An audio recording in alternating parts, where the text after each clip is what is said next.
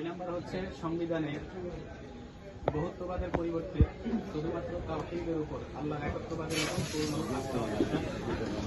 তিন নম্বর হচ্ছে ফ্যাসিবাদের আমলে 2013 সালে ভারতীয় ইসলাম বাংলাদেশের সহ 2024 এই পর্যন্ত 2025 পর্যন্ত যত মানুষের বিরুদ্ধে মিথ্যা মামলা 7 বছরের গণহত্যা বিচারিত। 4 নম্বর হচ্ছে ফিলিস্তিনি এবং ভারতের মুসলিম গণহত্যা ও বিদ্রোহী বন্ধের দাবিতে হেফাজত ইসলাম বাংলাদেশের পক্ষ থেকে হকানি প্রমাণিত আমাদেরকে ঢাকার সভাপতি করে রেখেছেন। আশা করি আপনারা সকলে যাবেন ইনশাআল্লাহ।